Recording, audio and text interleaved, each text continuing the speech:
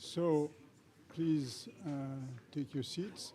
For those who haven't seated, I'm very pleased to be here for this second time, and not the last time. And I'm especially pleased and honored to have with us Teresa Ribera, who is an old friend of I4C, but is now, after having been minister in Spain and having been the head of ITRI in Paris, is now the senior vice president, executive vice president of the Commission, which is a super important job. It's sort of number 2 in the Commission. It's a privilege that she came here to address us and to tell us about the state of investment, the state of the transition.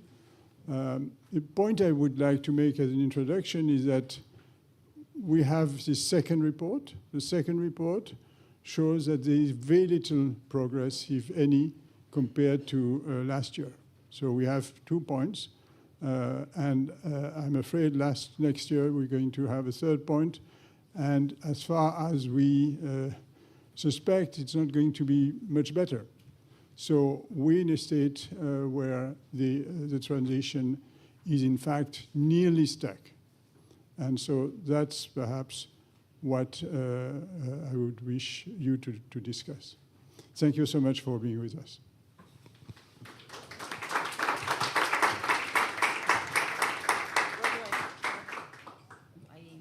Okay.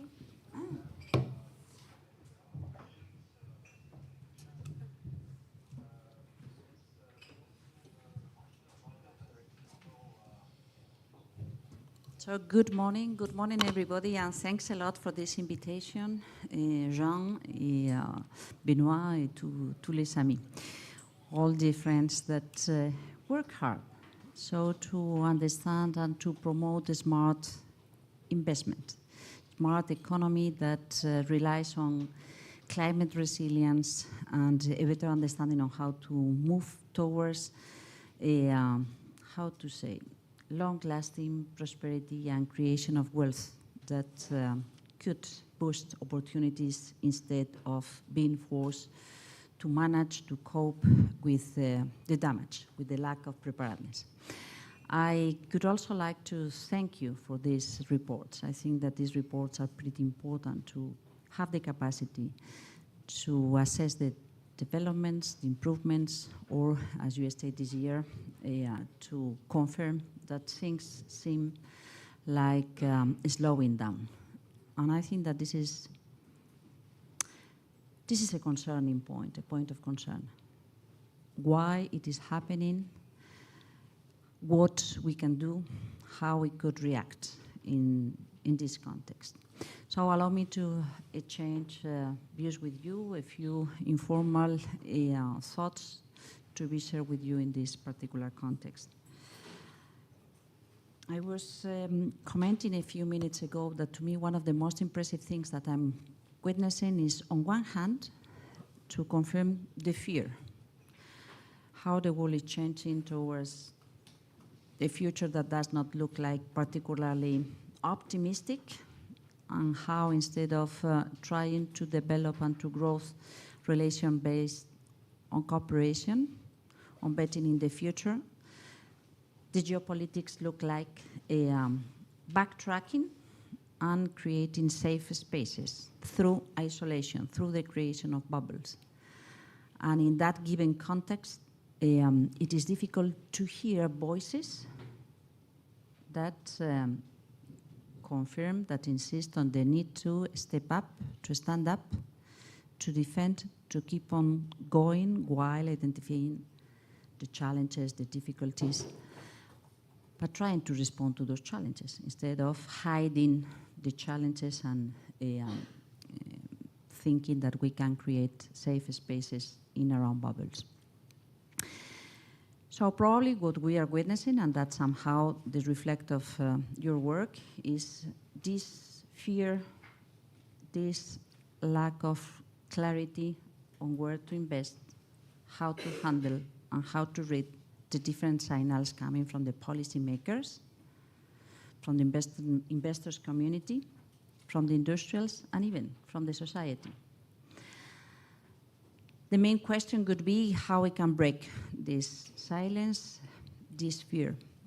And then I would like to underline the fact that we have a special responsibility here in Europe. We have a special responsibility because we have lots of strengths that we do not fully exploit, or we do not fully identify as real strengths.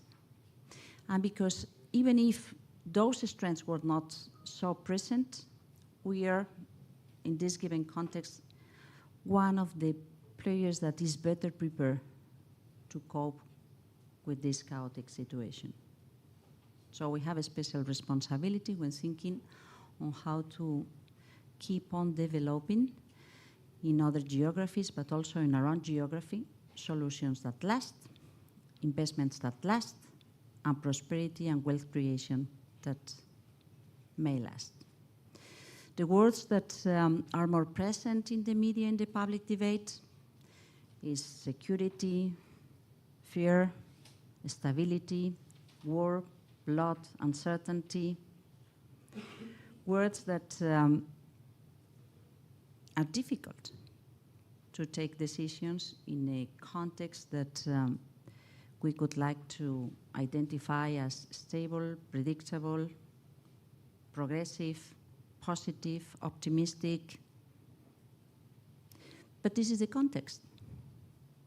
So if we try to read these words in a different manner, we may identify that the solution is what we were expecting as the best possible context to take decisions towards something that is sound in terms of climate, that is sound in terms of social justice, if we can call it this way. Security. Let's take the word security. What does it mean, security? Of course, it may mean military investments, traditional understanding of defense. And this is something that is coming up in a very clear manner. But security is not only that, and we know that it is not only that for decades. Security is cables that break down. Security is cyber attacks. Security is avoiding the weaponization of raw materials, the economy, the digital tools, the digital data. Security is having stable prospects of welfare and food security in our neighboring countries. Security is coherence when assessing and defending values, human dignity, rule of law, UN Charter. So we may combine this traditional approach dealing with defense and military investments, with governance, with climate security, with food security, with stability in neighboring countries, with the creation of wealth. Probably when we think about security, we may relate security to our expectations on long-lasting, credible, trustful democracy in Europe. So confidence on the institutions, reliability on good quality services, availability to defend our societies in the case of climate impacts and extreme weather events, creation of wealth, so to avoid recession, unemployment, instability, populism, and so on and so on. This is also security. When we think about an economy that delivers, an industry that retains talent, that bets on innovation, we know, and that's part of your assessments of your reports, that industry needs to identify in uncertain context, but what could be the demands of a given society in the time to come, how, when being more and more on Earth, we need to count on the very same amount of resources, so being wise in the use of resources becomes a must. And it is not because of the climate, of the environmental, or the scientific approach on how we deal with the environment. It is because it's the wise manner to produce goods and services that match the expectations of the people. Because otherwise, people could not count on those services and goods in the time to come.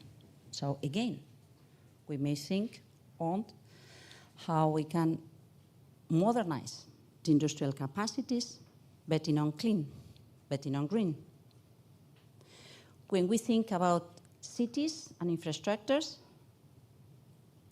we may come back to those services that are expected to cover the expectations of the citizens. So again, what about mobility? What about waste management? What about the energy bills? What about the housing?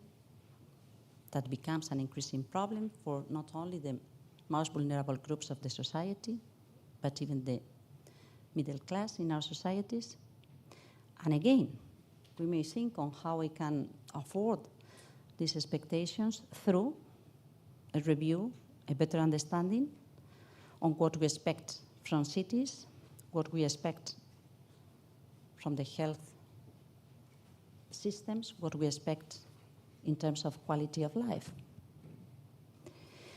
And then we look back to Europe and we turn back to identify that we have the strengths. And it is quite peculiar to see how we have one of the biggest economies of the world fighting against the rule of law and cooperation, fighting against talent, fighting against knowledge as a means to recover investment and industrial capacities, fighting against words as a means to hide problems. And we turn back to Europe and we identify that we say we bet on talent, we bet on science, we bet on cooperation, we bet on the rule of law, we are reliable, stable, predictable, we count on people, on business, infrastructures, training and education schemes that facilitate a very qualified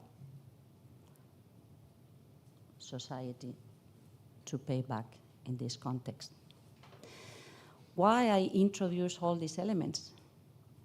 Because I honestly think that our main responsibility for the time being is to identify how we can combine the different elements within the European context to deepen the capacity to develop a single market, the capacity to bet on the modernization of the industry, of the update of our infrastructures, to provide sound assessments, so to ensure that we remain attractive for investments, but to avoid divesting the route, to update the understanding on where the challenges may be, to update the reading of the concerns and the fears of our society, but to recover and to step up through this reassessment of what it means staying the course on the EU's quality of life ambition, which connects back to being humbly honest on why climate matters. But when we think in the wider context, it becomes even more important. We don't want those trillions that are floating around being divested from what it can really create wealth, being wasted on things that may create more pain, or being frozen till the moment they recover the confidence on the societies, the policymakers, the industrials, to provide scenarios and strategies that do match with what we can reasonably expect as a reading of the current context and the coming years.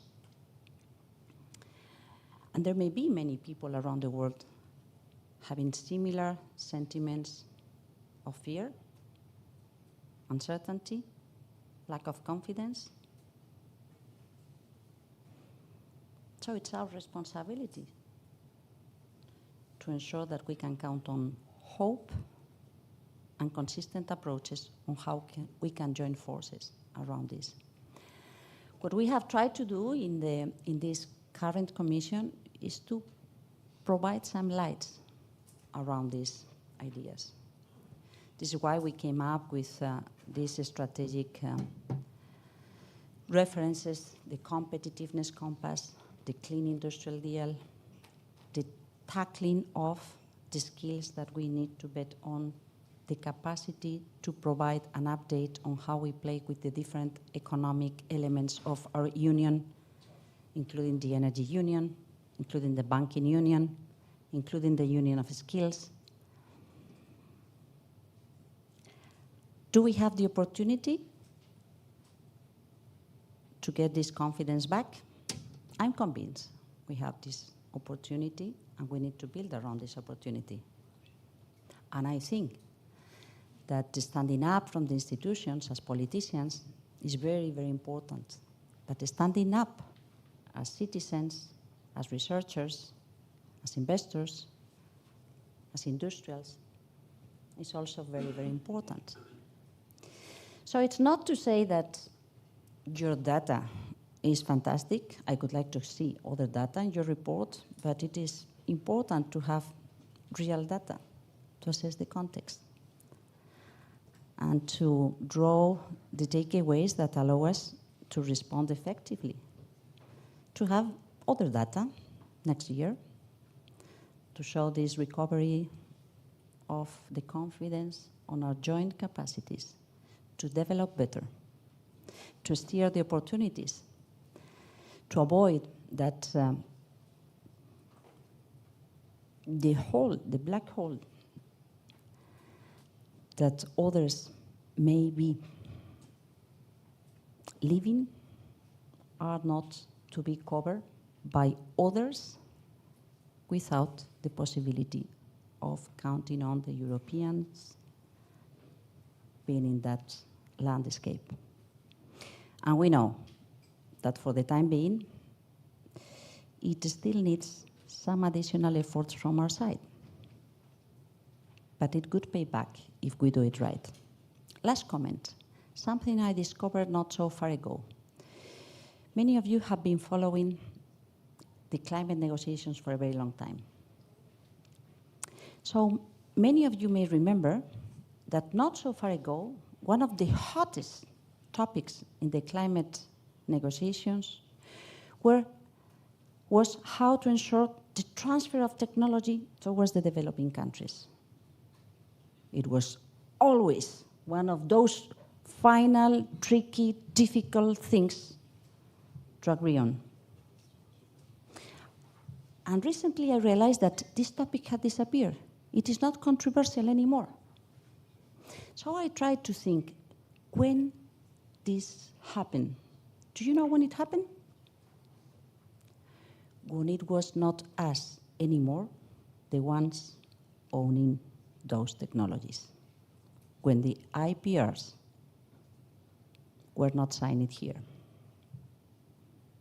When it was another big economy having the capacity to develop these new clean technologies and betting on a different economy and betting on a different powerhouse.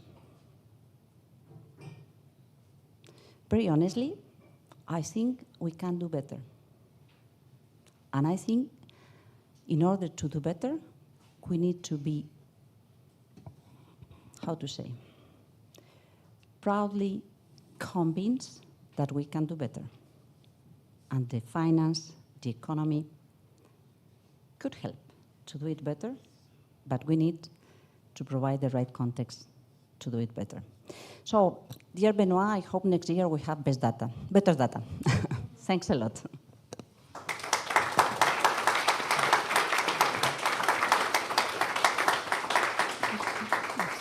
Thank you, Teresa. Do you have time for one or two questions? Or? I don't know. I think so. Do I have time? No. No. Okay. Thank you for your message, which is essentially, my summary of it would be, there are real trade-offs, but they are wrong trade-offs. They're things that are not in contradictions with each other. And here we're speaking of climate investment, which is not in contradiction with security, which is not in contradiction with prosperity, which is not in contradiction with building the future and having a fair evolution. And I think that's an important message. We know there are sort of hurdles along the road, but it's important to know that your certainty, your deep conviction is that it's not a matter for trade-off. Thank you very much. Thanks.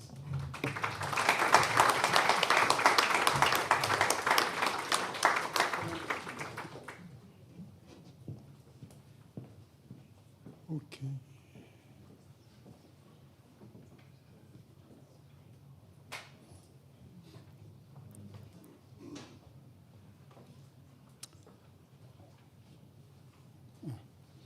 Okay, let me say a few words as a matter of introduction for this report, but obviously what you're expecting is a presentation of the content, of the findings of the report.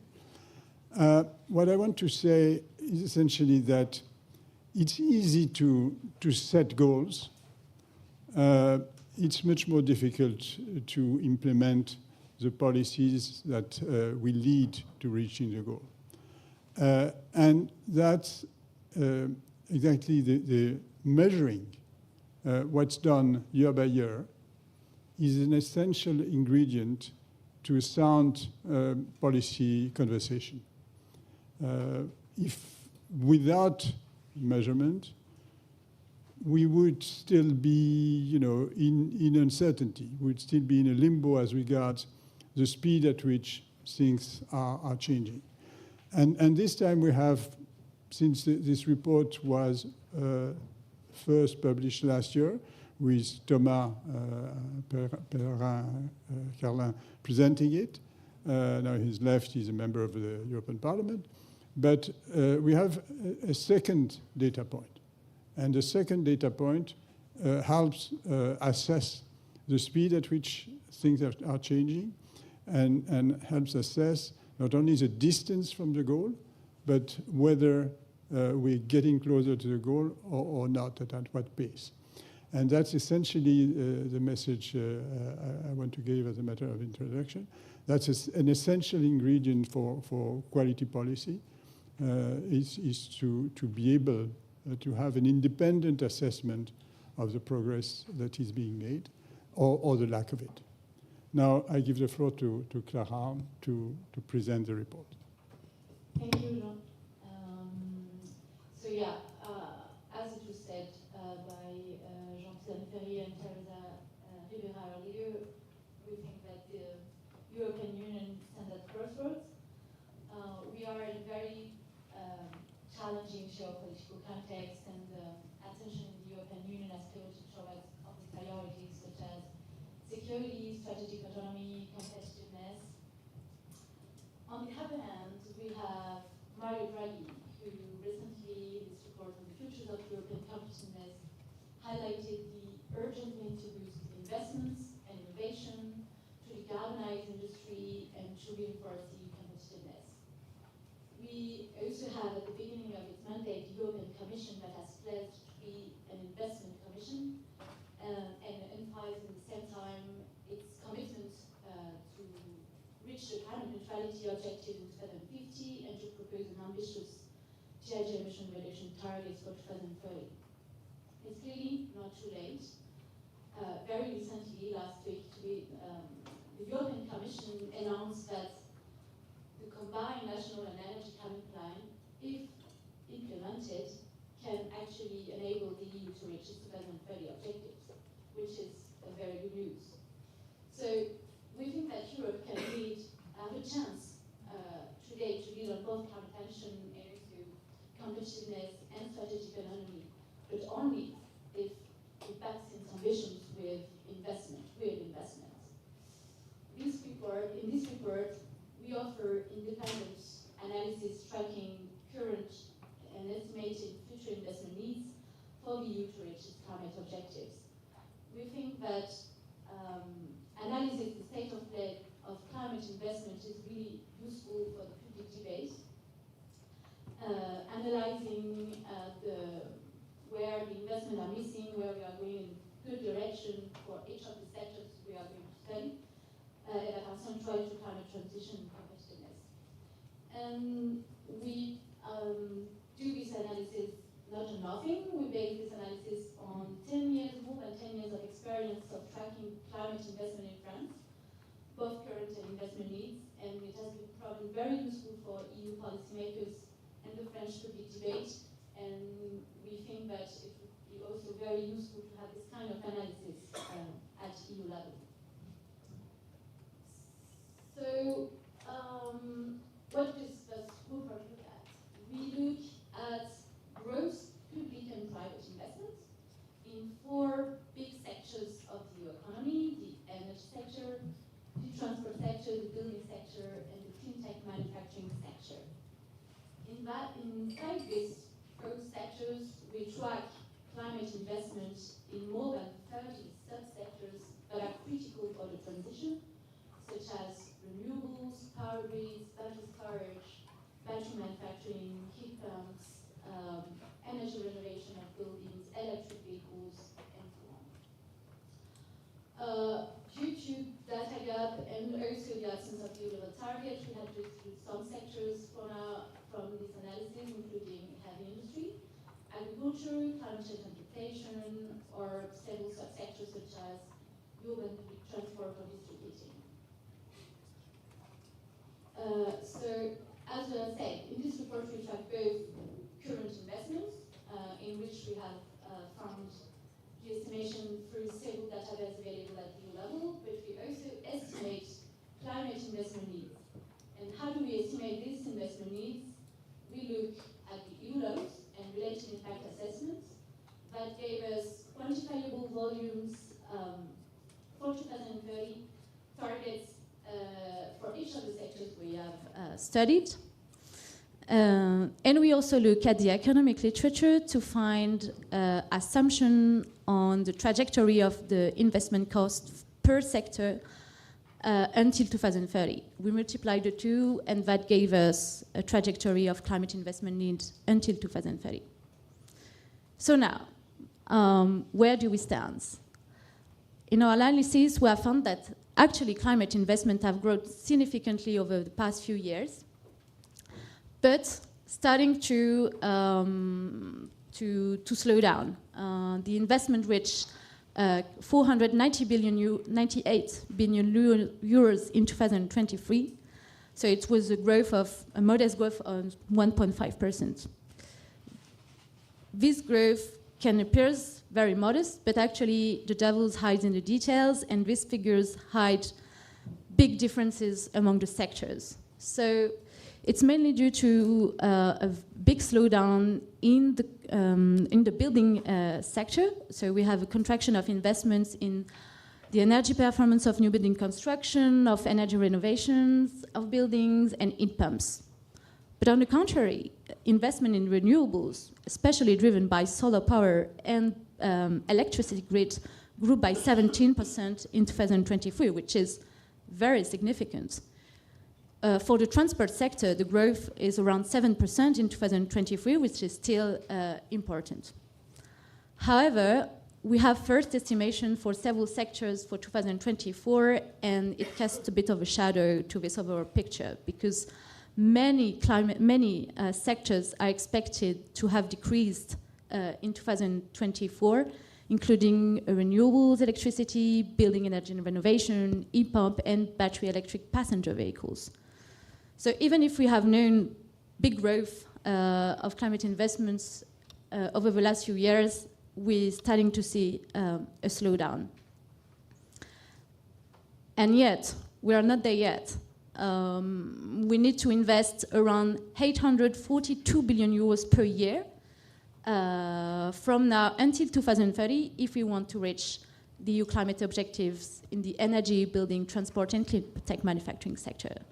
So basically, that means that we already invest 60% of the total annual investment need, but we really need to accelerate the level of investments if we want to stay on course to the targets.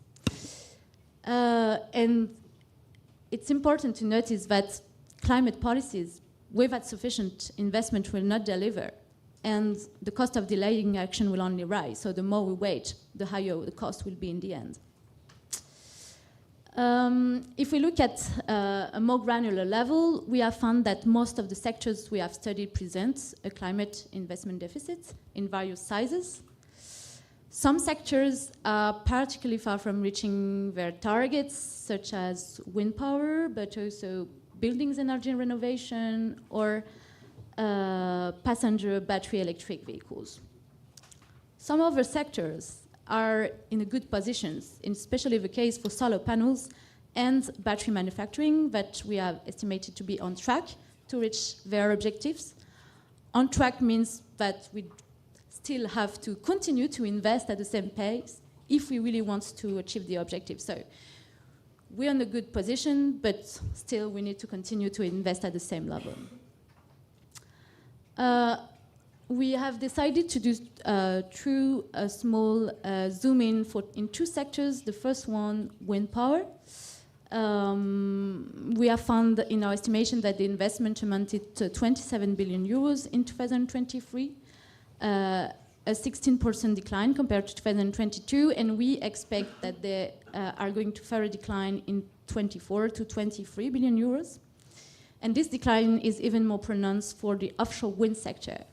And yet, the European Commission, in its Ribera plan and Wind Power Action Plan, aims to achieve a total capacity installed in 2030 of 510 gigawatts for both onshore and onshore wind. So we still have a 64 billion investment gap in 2023 to reach this target.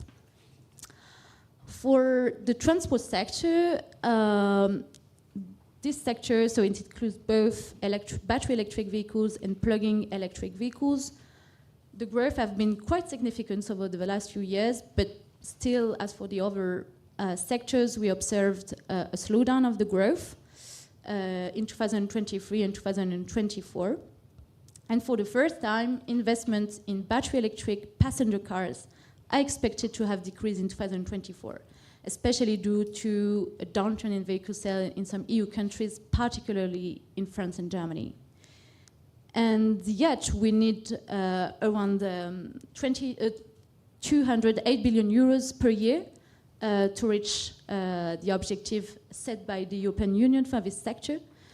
So we still need to ramp up investment in these sectors, in this sector, if we want to reach our targets. So, as a conclusion, as we have seen, the investments have slowed down in 2023 and expect to decrease in 2024. And we are in the context where several member states are under pressure regarding their public spending and public budgets due to the newly reform on fiscal reform. And very also the Next Generation EU and the recovery facility that will come to an end in 2026, and we will need to repay the debt. So this kind of is pressure regarding public spending. So to save a bit these challenges, we think that it would be important for the EU to front-load a well-informed and coordinated long-term investment framework. That includes a strategy for financing its ambition for climate, but also strategic autonomy, security, and competitiveness. This strategy would offer predictability to private actors and would, in the end, help to reduce the climate investment deficit in a timely and cost-effective manner. And to also boost private investments, which will have a key role to play in closing the investment gap, we think that the strategy should also integrate policy tools such as fiscal levers, de-risking mechanism, and regulation. The national energy and climate plans of member states, which have been set to be now sufficient if they're combined to reach the 2030 target, which is a very good news, can be used and involved into real investment plan at the national level. And today, we have seen in the analysis of the Commission that there are still elements missing around the investment needs and how to close the gap. And we think that these tools are very good tools and could be used as investment plan at national level. And the power of this tool can be very important. So in the end, this report offers a granular assessment of the state of climate investments and can inform the debate about the priorities, the policy mixes, and the next steps to close the gap. Thank you very much. I leave the floor to the questions.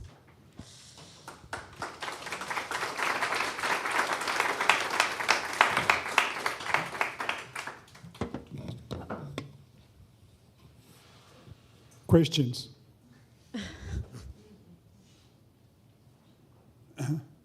Yes, Vincent. Do you have in mind that in order to mobilize the investment, to make them profitable, and also to have a long-term coordination, to orient the demand would be on less carbonized products, for example, would be very positive. Yeah, of course. But to earn the demand is actually doing fiscal policies to put a tax on brown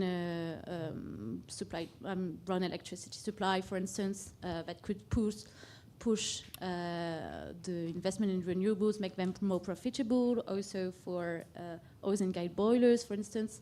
So that's one lever that can boost the demand. Regulation can boost the demand. So yeah, of course, the demand is key in that. But to boost the demand, we need to implement policies. Of course, public money can also boost the demand if you subsidize the installation of a heat pump or the purchase of a battery electric vehicles. Then you boost the demand. So yeah, of course, we need to boost the demand. But to boost the demand, we need to implement policy mix. And that's political choice. Other questions? Yes, over there. Hello. I just have a question about nuclear power. Can you introduce yourself? Yes, sorry. Adrien de Calan, Agence France Presse.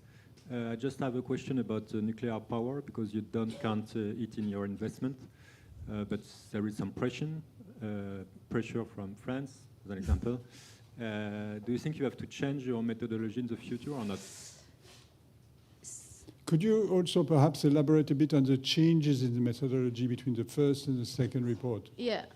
So, yeah, to answer the first question on nuclear, it was a big debate internally because, of course, we are French. And in the analysis made at the French level, we include this sector. What we haven't, for now, included the nuclear power analysis is because we wanted to analyze what the European institutions wanted as a whole to decarbonize the economy. And the debate around nuclear was still very, still a big debate. And it wasn't clear if the EU as a whole wanted to develop the nuclear and for how much. So now I've seen that the European Commissions have set some targets, not binding targets for nuclear, so that could be something that we can include in the end if we think that it could be useful for the European political debate and not national political debate, because what we do is to inform, first and foremost, the European political debate, and nuclear is also a very personal choice for member states. But yeah, good questions. And so regarding the methodological changes, we had done some methodological changes since last year, especially for the building sector. We had a very interesting report made by Bruegel on estimating the investment needs on the energy renovation of buildings based on the last EPBD directives. So we have changed the methodology to working with Bruegel to we're more close to that and more implementing what was actually voted in the law. So that's the big transformation. And for also the wind power sector, we have also used a more precise methodology, but working also with Wind Europe to have data on the needs for renewals that were more thin this year, and so on. And we say, one last point, we also had included clean tech manufacturing, which was not included last year. So also that's why the figures are not very comparable from what we have published last year, because we have added a whole sector. So yeah. Okay. Any other question? Yes, please. And then second one there. Christopher from Agora. Even first of all, congratulations for the very good report. I had a chance to also review it, and I think it really provides some sort of evidence base to the discussion. And I was wondering that you left out obviously the energy-intensive sectors in the industrial decarbonization. Whether you could elaborate why you didn't include it. I guess it was data gaps or methodological reasons, and what would need to happen, in your opinion, that such an analysis would be possible? I think part of the audience missed your point. So can you repeat briefly? Yeah, I think I got it. Yeah. So my question would be, you left out the energy-intensive sectors. And I guess that is because of data gaps and so on, or what were the reasons? And secondly, what would need to happen that such an analysis would be possible? Because I think that would be also very interesting in the current times. Yeah, so you're right. Do we wait for another question? No, I will answer it directly. Yeah, the heavy industry, actually, it's as it's data from the private sector that are not really willing to share it. It's difficult to estimate first where do we stand in terms of climate investment for this sector. And secondly, it was still not that easy to estimate where the EU wants to stand. There are lots of scenarios that exist that stimulate how we have to, how much green cement we have to implement and so on. But as we base our analysis on what has been voted, it's still not very clear. Yeah, the EU doesn't have a real precise targets that we can use to estimate. So the two reasons explain why we, for now, have excluded the heavy industry from our analysis. There's a question behind you. Okay, please go first. Vicky Pollard from the European Commission, DG Klima. A quick question. You have 2 data points now, but there's also been quite a lot of disruption post-COVID with the energy crisis. How can you assess the impact of the changes in energy prices, for example, on the investment, and whether how that affects the trend? And maybe also advice on policy for policymakers. EVP Ribera talked about everybody's role. Do you have advice maybe for other actors? Thanks. So, yeah, regarding the impact of the energy crisis on the investment, of course, sector by sector, we can see how it has influenced. For instance, if I take the example of the heat pump sector, of course, the fact that the electricity prices became much more profitable compared to gas prices provoked a big bump in investment in the heat pump sector. So it has a big impact. So this is the kind of, it can influence, it has influenced some investments in several sectors. Usually what we have seen is that it's always multifactorial, the cause of why an investment is booming or not. The energy crisis has explained some of it, but not all of it. Okay, question over there. Yeah. William Tots, TNE. What are you recommending for the MFF? And then secondly, what do you mean by front-loading a long-term investment framework?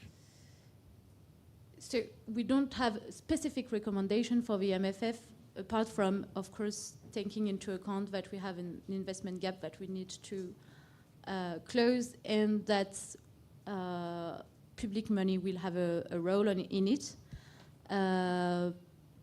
I think in the MFF, what is important is to see where the EU money will have the most added value.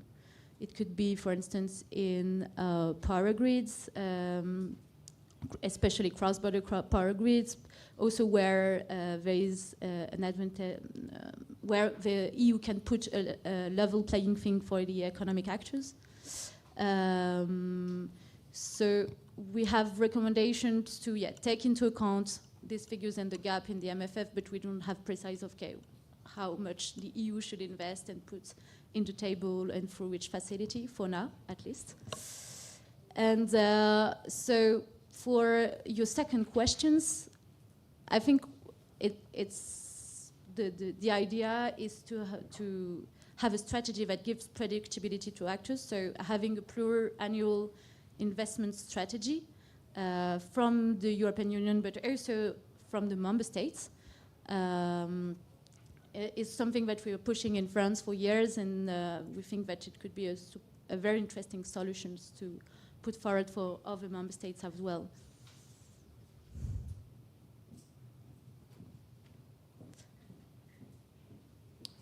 Okay, any other burning question? We have a little bit of time.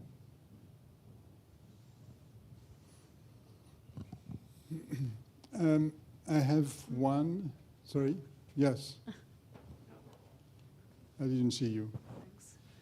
Thanks. Helena Borst from the Cool Heating Coalition, and I'm especially interested in the building sector. So what would be your conclusion here? On the one hand, you state that there's a huge investment gap, but then also there's some surpluses in the new building construction. So how would you evaluate this overall? So for the building sector, what we have estimated, based on how much energy saving we have to do in the residential and non-residential sector, and we have in our analysis seen that actually to achieve this, deep renovation would be the best solution and the most cost-effective way to do it. So what we would promote is to have, especially for the building sector and the energy renovation, to have plans and subsidies that really target deep renovation that in the end can be costly for the households to do, for one household, but in the end, in total, it's really much efficient if we want to achieve a certain amount of energy savings. So one recommendation that we would have is that. And regarding the other, the new energy performance of new building construction, we say that we have a surplus that is mainly explained by the fact that we expect the construction rate to decrease a bit over the last few years, and actually it means that we will invest less in this sector, and this amount of investment can be redirected towards energy renovation, for instance. It's not that simple because, of course, it's not exactly the same actors, but at a macro level, it's something that the EU policymaker can consider. And finally, for the heat pump sector, actually, it's really linked to the demand, as Vincent said, and we really need, if we want to push the investment in the sector, to really boost the demand by implementing public support, but also of a regulation that can make heat pumps more profitable. And it's very important also because the manufacturers of heat pumps has invested quite a lot in manufacturing facilities over the last few years, and it's the case for all the clean tech manufacturing.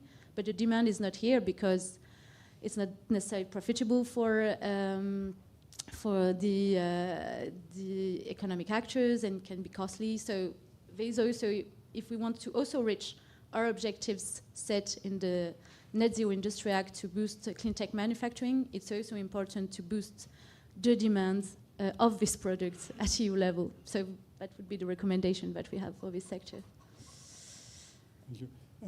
If I may, on page 19, there is an interesting graph that breaks down the evolution of the investment in the building sector into a new construction and renovation. And what you see is that there's a slowdown in the investment levels is due to both, actually. Slowdown in renovation, but slowdown in construction. Yeah. Yes. Thank you. I'm Federica Di Sario from the Parliament Magazine. I have a question which is maybe a bit more speculative, so maybe you didn't really tackle it in this report, but it's about EU clean tech manufacturing. And so I was wondering, here you see that one of the reasons why it's slowly expanding, so a bit slowly, it's because of global competition.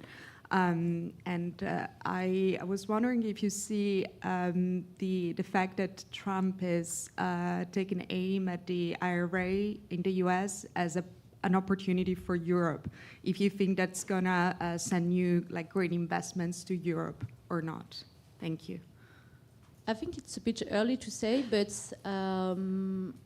what we have seen in the literature and discussing also with actors, it's actually can have a positive impact. We still have to wait to see it because, of course, many of the industries that have implemented facilities in Europe as closed facilities over the last few years. In 2023, we have seen many facilities closed for several reasons, but including the fact that some of them went to the US. So, of course, if the public support in the US decrease, then it can have an impact on this, but remain to be seen if it's going to be the case in the end, and if really they're going to withdraw all the subsidies in US. But the US is not the only reason why the clean tech sectors so there is investment, but they have more difficulties to produce, actually. So even if they have invest in big facilities, actually the level of production is very low compared to what they can produce in the end because of low demand and also because of the competition also from China. And so that's why for this sector specifically, which it takes time to build gigafactories, predictability is key for these actors, and that the demand in the end will be supported because it's really also a problem of demand. Okay, if there are no other questions, I propose we move to the roundtable.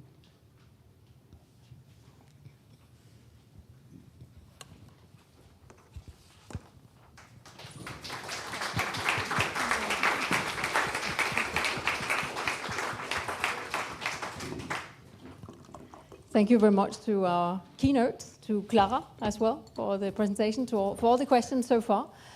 So to continue and go a bit more in depth into this, into the debate that we've now started on the basis of the figures, we have invited some of the finest experts in Brussels to continue the exchange. First of all, to guide us through the debate, I would like to invite Alice Hancock, correspondent from the Financial Times, up here. Secondly, William Todd, so Executive Director of Transport and Environment. Giles Dixon, Chief Executive Officer from Wind Europe, please. Heather Grabber, Senior Fellow from Bruegel. And Bertrand Magnier, Senior Economist, European Investment Bank. Thank you very much to all of you. Please take your seats.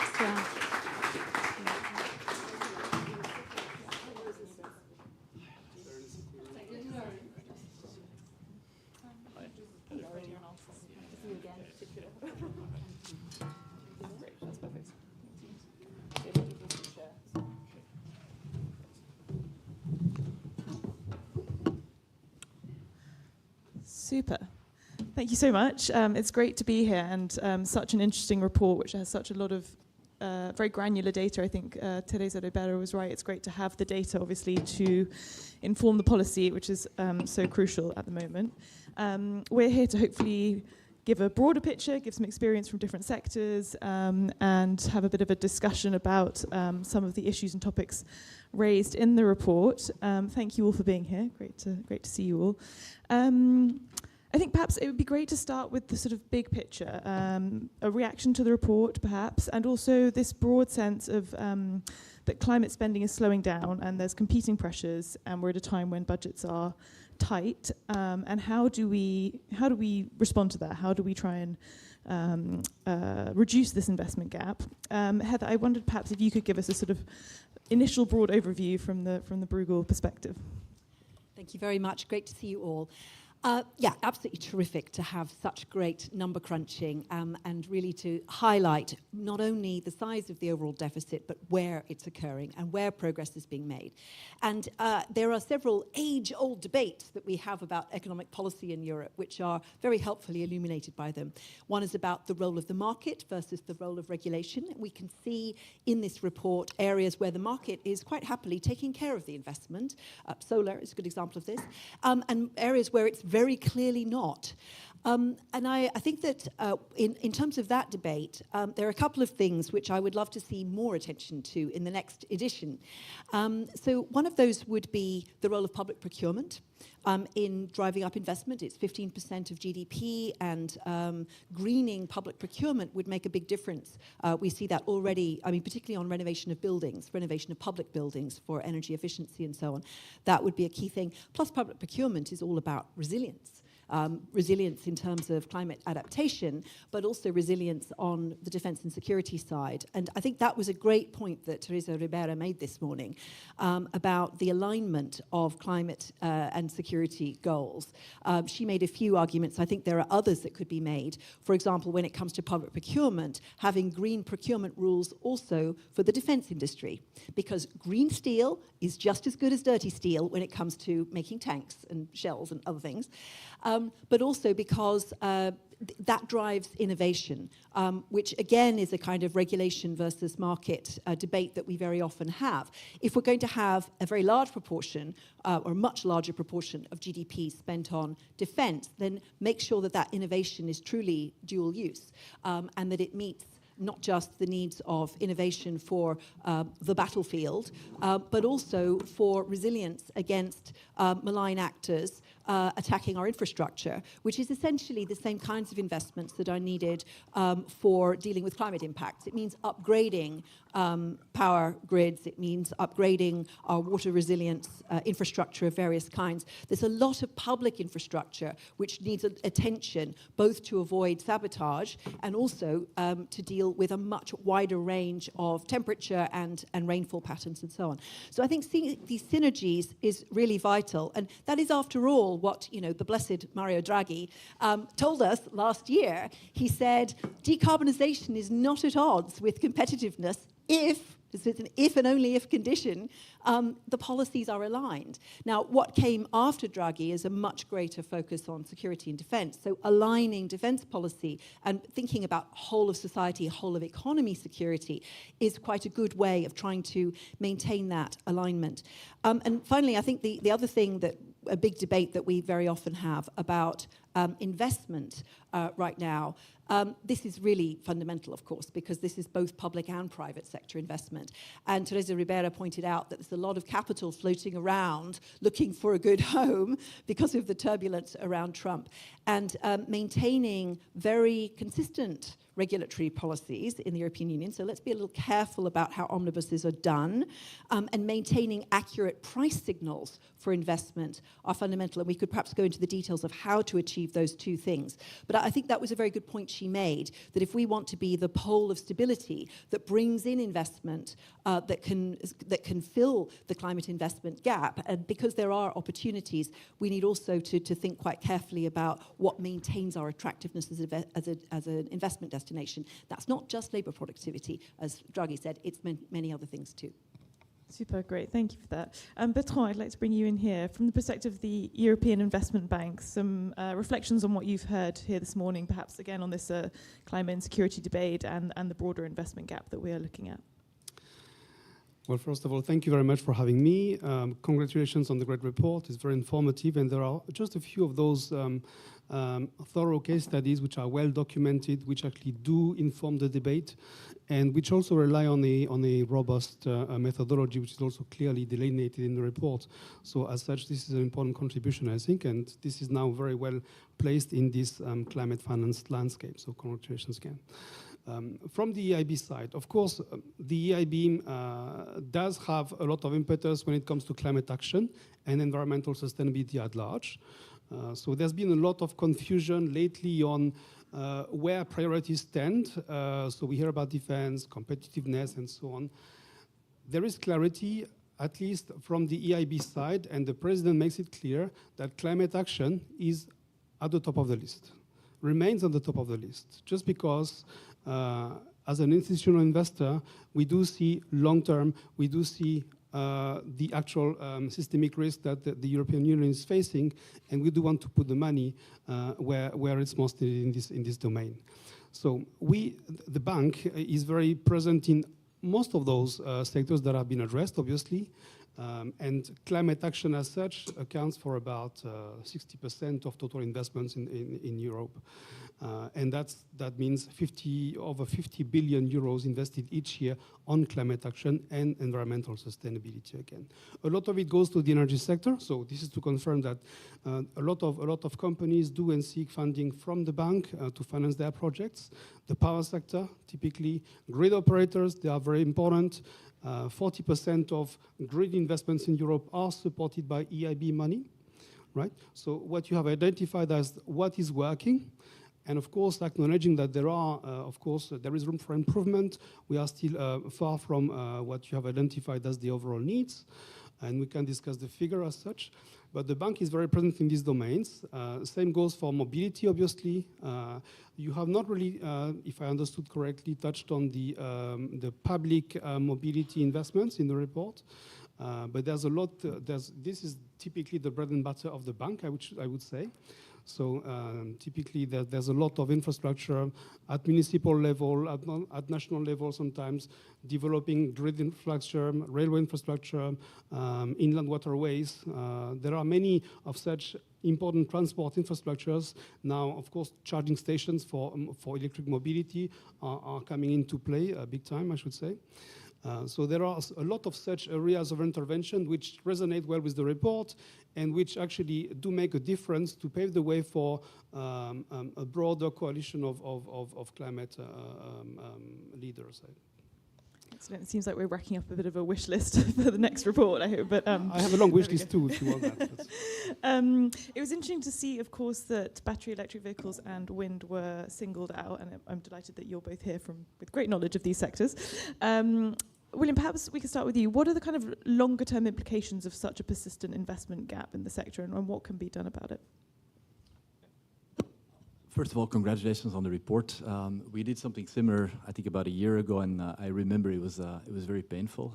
It's a huge amount of work, so congratulations, well done. You know, what I would say is that in the transport sector and road transport, which accounts for 75% of the emissions, we have a curious situation, because we have, on one hand, we have a technology that is mature, that is cost effective, and that's battery electric vehicles for cars, for vans and trucks. It works. On the other hand, we're seeing that investment is not going, it's not high enough, it's slowing down. And you know, we're trying to get into a virtuous cycle where we have, you know, more green electrons, cheap power coming online and vehicles using that power, but we're not there. And so we need to unlock this. When we look at China, the Chinese have somehow found a way to do this, because electrification of the Chinese economy is going very fast now. EV sales are 50%. You know, they have sort of unlocked the virtuous cycle. What I would say is that what we lack in Europe right now is two things. On the one hand, we have created a lot of confusion about the direction. There's a huge discussion about what we're going to do with electrification of the vehicle fleet in Europe. And so logically, manufacturers, but also consumers, grid operators, charging point operators, they are waiting. They're waiting to see what is going to happen with this policy. Are we on track for full electrification by 2035, yes or no? That is a question that needs to be answered. If the answer is yes, that will unlock a huge amount of investment. The second point is that in Europe, we do not have a coherent investment strategy or financing strategy for electric vehicles. Countries do a little bit of this, a little bit of that. You know, the Belgians do something good, and the Germans do something bad. The French introduce social leasing, then they, you know, phase it out after 3 months. The Spaniards do something, the Italians do something. It's a mess. It's a mess. Now compare that to what the Chinese have been doing for the last 15 years. You need a coherent investment strategy, and that's why I'm a very big fan of what I foresee has been promoting for a number of years, a long-term investment plan. If we do that, there will need to be a role for public money, but actually we're talking about a technology that is cost effective. So you don't need a huge amount of public money. You need public money to grease the wheels and to unlock this virtuous cycle. And then the final thing I'll say is, you know, we talked about climate and security. You know, electrification is security. We are 95% dependent on oil, which we buy indirectly from the Russians, directly from Trump and his friends, and from the Middle East. It's like mic drop. Yeah. Giles, wow, follow on from that. No, obviously we saw in the report wind power 68 billion euro a year gap. Do you feel the same confusion that William is pointing to there in the wind sector, and how does that affect the sort of sector's ability to meet the investment needs? Thank you, Alice. Yes. Your first question, how big a problem are tight public budgets and competing public policy priorities? For investments in clean energy production, they are not a problem. There are other reasons why we're not investing enough in new wind farms. They are a problem when it comes to investments that we badly need to increase in the transmission of clean energy, the grids, crucially. And it seems they are a big problem also, William, in giving the demand side the signals and incentives that they need to switch out of combustion vehicles to EVs, out of gas boilers to heat pumps. That needs public financial support. At some point of the discussion, I'm very happy to explain why we have a problem which is not linked to public money in wind investments. If I could just comment on the data in the report. Yes, there's an investment gap. It's not quite as big as the report suggests. And I have some up-to-date data, which some of it paints a slightly better picture, but the picture's still bad. So, you said you were expecting a decrease in total wind investments in 2024 compared to 2023, which is the subject of the report. Yes, we delivered you that decrease in investments, Clara. They fell from 32 billion to 27 billion euros. That's investments in new wind farms. Now, our data doesn't exactly tally with yours, because your numbers are gross fixed capital formation, and ours are purely and simply the amount announced in final investment decisions by the investors. But they're in sync, broadly, in terms of the trend. Now, good news is year-to-date, 2025, final investment decisions in wind farms so far are up year on year. They are 20 billion euros so far already, yeah, which is pointing towards annual numbers this year that will be much higher than 23 and 24, but still well below the 72 billion euros that we should be investing. One other final point, your gap is even bigger than what we think the gap is, because you're still using the Commission's number of 510 gigawatts of wind is what we need for 2030. Actually, no. Vicky, you and others will be aware in the Commission, you're still using out-of-date, very conservative estimates of how much power you get from a wind turbine. Yeah? Capacity factors have gone up. We're getting much more bang for our buck from 1 gigawatt of wind, and actually we only need 425 gigawatts by 2030 and not 510. But we've only got about 240 today, so good luck to us.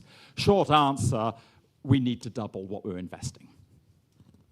Great. Okay. Well, thank you for that analysis of the data as well. Very energetic. Bertrand, I wondered, Giles actually was rightly pointing there to this need for stability when it comes to the grid build out and so on. And yes, I'd love to ask you more about the issues for the wind sector later. And you mentioned the AIB obviously has a lot of interest in the grids. You've done a lot of work there. You talked a bit about a lack of clarity on the Commission side and others have pointed to it in terms of policy. What would be helpful for the Commission to do in order to encourage investments in the grids, for example? When I hear Commissioner Ribera, I hear clarity. And there's no confusion. There is no competing in objectives. She said that security also means climate action. Addressing clean tech manufacturing is the other side of the same coin. It also means I'm going to put money and invest in areas that will actually make me more resilient to future shocks. Okay, so it still is climate action. And I'm not saying that the Commission is unclear, but we are in the midst of an intense political debate in the simplification agenda, and it's true that not every member state is still aligned on those priorities. Say. But climate action, the climate emergency, is there to stay forever, because we will live in an evolving, living climate weather environment forever, right? So whether it's diminishing a little in the next few months doesn't worry me too much. We will always come back to what extent can I actually double down on climate? That will always be there, perpetually, just because it's over. You cannot stop nature, right? So there is sometimes a bit of confusion in the way we place priorities. But again, I don't mind the political debate. It's a very healthy debate that we're having at the moment. It's an opportunity to explain what is at stake. The ECB, central banks, they all see climate change as the major threat to financial stability. They understand what the risks are. And this is also what the EIB is trying to address in some way, in its little capacity. There is so much the EIB can do in this domain. But in terms of priority, we are, again, trying to redefine a little bit what we consider as of utmost priority. We talk about defense, we speak big envelopes allocated to defense, but it's just, if you speak about the 800 billion in Germany only, it's just 1 year of climate investments, just 1 year, right? So we are not talking about a decade-long effort, we're talking about 1 year of investment, right? So in the grand scheme of things, climate action will require a lot of money, does already attract a lot of money. That's what your report says. That's what other reports are saying too. We will do more. We have to do more just because it's an existential threat that we're facing, clearly so, right? Should I elaborate a little more, or you want me to? No, please. I mean, if you have, do please finish your point. Yeah. No. So clarity. There is confusion sometimes, and people will say, "Yeah, climate. We can postpone it to the next day or the next year." It doesn't bother me. It's just we have to come to a point where we all agree on what efforts can be made in the next few years, and then we'll move on. But transition in itself, by definition, does not have to be a one straight road. Right? Nobody said that it's going to be a very linear increase in everything. So if you indicate that we're up to a little decrease in next year, or as seen in last year, okay, so be it. I don't want to see everybody moving at once because it would be a very inefficient way of allocating money. I'd want to allocate money where it's needed the most today, and where actually the end users, corporates, and municipalities and governments alike will make the best use of the little money that they have at hand, right? And here I want to mention the importance of an orderly transition and the way to disperse money effectively, right? And this is the process of this transition. It's a permanent negotiation that is just starting now. Thank you. Heather, I wonder, touching on this point about public and private financing and making the best use of the little money that we have, there are obviously different assessments of the split between public and private and how that's best done. How do you see that? How can we prioritize making that bit of public money make the private money go the long way, or what's the best balance, do you think? I think there's the big problem we have is now quite a lot of confusion about debating what should be taken on by the private sector versus the public sector without thinking enough about the costs of the current system. And there's a lot of, I think particularly the debate about competitiveness has led to the idea that companies need to be protected from the transition with public money, particularly energy-intensive industries, in order to keep them in business because they're providing employment, because they're providing, especially supports to politically important constituencies in large member states. And now there's another argument that they need to be kept in business because they're providing things like steel, which could be important for the defense sector. So there's this argument that you must have public sector involvement in industries that are deemed strategic without really looking deeper into what is that money being spent on. So, and I think that's where we have a big problem with fairness of the transition, which is a vital part of the political economy. So, for example, what we've done at Bruegel on electricity prices, on average across the EU, households are paying double the amount per kilowatt hour as businesses. Energy-intensive industries get an even further price break, again paid for by essentially the taxpayer, by households. And now the new German coalition wants to increase that still further. And even in France, businesses pay a third of what households pay for electricity. So nuclear has clearly not delivered social fairness in terms of electricity prices. So that kind of part of people not seeing the impact of the transition on their bills suggests that why should they support this in the future? Why should they be investing themselves in this transition in various ways if they're not actually going to reap the rewards? And plus the points that William was making earlier about inconsistent signals about should I invest in an electric car or in a heat pump or not? That inconsistency also leads to them not investing. So I think, what is a household? Is it public or it's private? It's private, but the public signals are incredibly important. And I think there's also a big issue issue around what the public sector is spending on climate harming activities. Here in Europe, we're still spending 110 billion euros a year on fossil fuel subsidies. Right? So our fossil fuel bill is around 376 billion euros a year, and that is literally just burnt.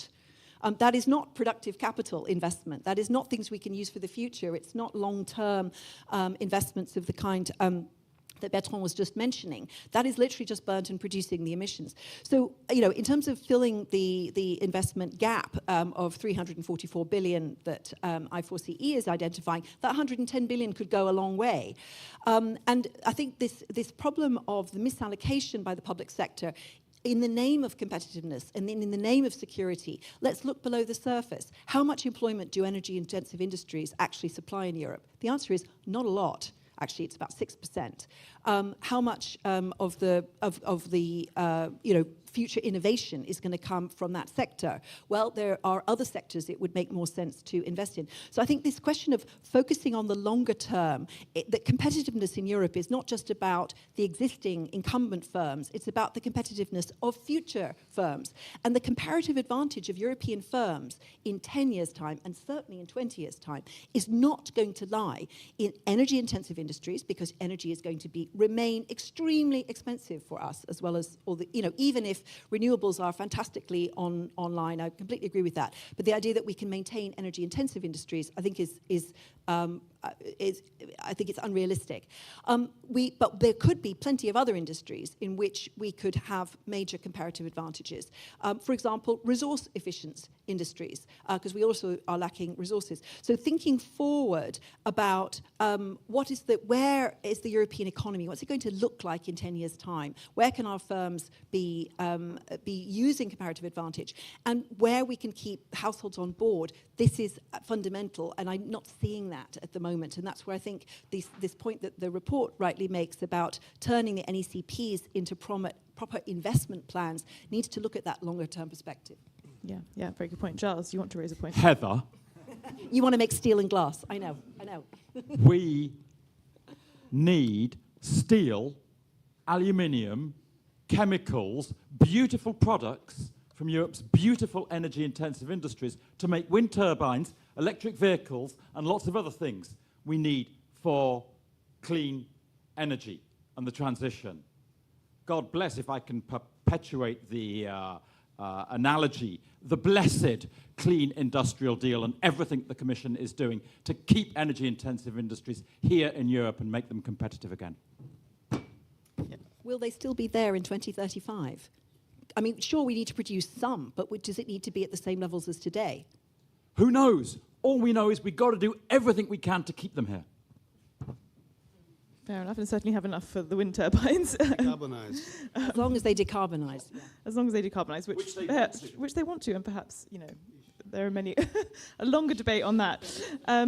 Before we get too feisty up here, William, I want to ask you a bit more about, we've spoken before about production aid and the real need for that to happen in order to scale up a lot of clean tech manufacturing. You also raised the MFF in your question earlier. What materially does the Commission, what can the Commission do with what's on the table at the moment that can make a difference? Maybe to first give a bit of context to this question. One of the big questions is how can we deploy fast enough? The other big question is how can we manufacture in Europe? Because it is perfectly possible for us to buy most of the technology from China. CATL, BYD, and others have certainly better technology than our manufacturers today, and it might actually be cheaper to just rely on them. So get rid of the tariffs, and to the extent that they come to Europe, let them build screwdriver factories, and it will be cheap and it will be beautiful. That is one possible avenue, but that is not the avenue that we want. But then we also have to accept that the current business case in Europe is not so good, because our costs are higher and our technology is behind. So how do you create a business case? How do you create a framework in which investment in manufacturing in Europe with genuinely European content is going to take place? Now, it's been 3 years since the IRA in the United States. You had there a beautiful example of how you create an investment package that boosts investment in key technologies, clean technologies, in a major way.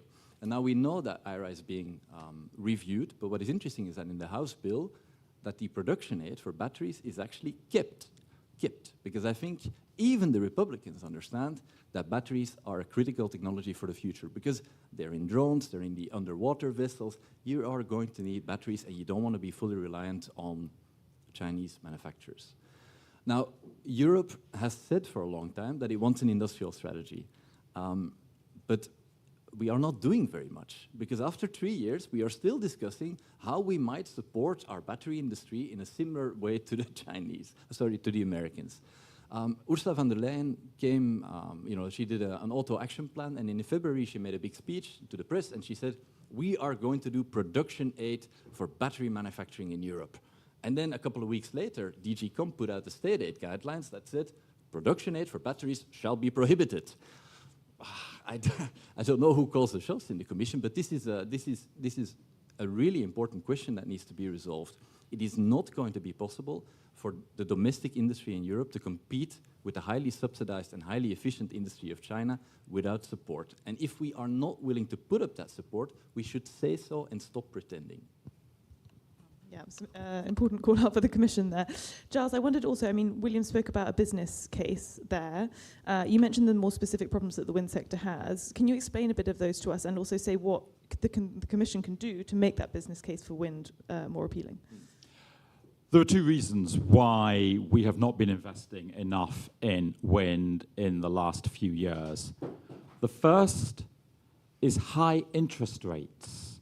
We mustn't forget, we had about 14 very easy years between 2009 and 2022 when interest rates were low, and it was much easier to invest. Now, yes, they have come down a lot since their peak of September 2023, but they are still higher than they were through that 14-year period.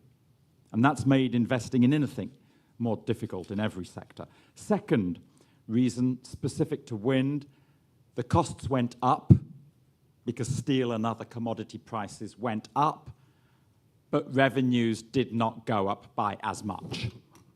And so it was harder to get a business case for building new wind. One specific problem was that governments were awarding price support. This is not subsidy, it's price support. And the way it works is you define a revenue level with the government through an auction, and when the market price is lower, the government pays you the difference. When it's higher, you pay the difference to the government, a so-called two-sided contract for difference, a CFD. And that's the model that nearly all member states use now for financing wind. Okay, good. But when you've got inflation between the moment where you fix the revenue and the wind farm developer, the investor, actually procures the equipment, and there can be a gap of 2 years there. And if you've had big inflation in those 2 years and you've not indexed the revenue level, which governments were not doing, then the business case falls apart, okay? We had an even worse problem in some countries, which we still have to some extent, which is that governments were not offering any form of revenue stability at all. They weren't offering CFDs, but most governments have woken up to their mistakes there now. Excellent. And so you'd like to see more CFDs? Could the Commission do to... Because the Commission's already done a lot of work, indeed, in trying to push this, but is there anything more? They're doing a good job. It's either CFDs or PPAs that you need. PPA, a power purchase agreement, where you've got a private off-taker, data centers or a big industrial consumer, who commit to pay you, the wind farm, a fixed sum for 15 years. That's the period it takes us to pay back the finance, okay? And you need one or the other, CFD or PPA. And there's a few things the Commission can do to support PPAs and also to make sure they don't mess up the PPA market. You've had a go at state aid rules. William, it's my turn now. The Clean Industrial State Aid Framework, the so-called CSAF, which is due to be finalized by the end of this month. Yeah, you're sighing as well. Yeah, what a mess. Yeah, absolutely. Thank goodness it's only a draft. One would hope that they get it right by the end of this month. But it actually brings in rules that makes it harder for factories and data centers to sign PPAs with wind and solar, and that's got to change in the next few weeks. Interesting. Well, I hope. A very small point on what you said about inflation and high interest rates. This is actually super important for the automotive industry as well. Nobody talks about that, but the reason we go from 50 million car sales to 10 million car sales between 2019 and now is, of course, you have inflation of prices, plus you have interest rates on a product that is like 95% financed. So, of course, that has a huge impact on demand. And this is much more fundamental to the competitiveness and the profits of the industry than the regulations. Yeah, no, I think it's an extremely good point. Before we move to some audience questions, I wanted to briefly touch also on this simplification debate, which Heather, you did bring up in your first answer briefly. I mean, lots of people say that, you know, we simplify, that makes a better investment case because you're making things more streamlined and all sorts. Then you look at maybe, I don't know, take the number of amendments on the due diligence directive, which is numbering into the thousands now in the Parliament, and you think, is that creating the right kind of business certainty that we need to meet the investment gaps that the report has pointed out? Perhaps a word on that. I don't know if you see the simplification process in some ways helpful or actually it's a sort of backtracking. Well, simplification is certainly helpful because the requirements that have been put out on, for example, CSRD, corporate I'm now losing track of corporate sustainability reporting directive. You know, it's a heavy process, and it's been made heavier by the interpretation by auditors of what is required. So I think having guidelines on how to implement the directives and be really clear about what's required and what's not required would certainly take a burden off businesses that are trying to comply. The problem is that is not what has happened through the omnibus as a methodology. The omnibus as a methodology has opened it up for a free-for-all between three co-legislators, which have lots of different interests going on, and it's not a sensible debate about how to make things simpler for business. Simple is not what it is. It's becoming a lot more complicated. So I think there are three fundamental problems with the omnibus process as it's going right now, and you know, you can decide who's to blame for these different things. I think there's a combination of different things. One problem is just the uncertainty that the whole process is creating in terms of for businesses, what do I do? I was a first mover, I'm now being punished, and how do I explain that to my employees and my investors and everybody else? So, you know, what am I supposed to do? Okay, I was a laggard, I decided just to leave this, now I'm being rewarded. So maybe I should be a laggard the next time around when the Commission comes up with some big thing, and then I'll just lobby for several years to complain about what the Commission has put forward, and then maybe it'll never happen. So the kind of perverse incentive that the uncertainty is causing for companies in terms of compliance is one big problem. Second problem is investors are losing transparency. They're losing data. So the way that it's been put forward, and we need to see what comes out at the end of the pipe, and so the uncertainty is now while it's all still in the pipe. But for the moment, investors who want to know, is a firm really green, so I'm going to put it in my portfolio, or investors in a supply chain saying, okay, which parts of this supply chain are green, which ones are going to make the transition, which aren't.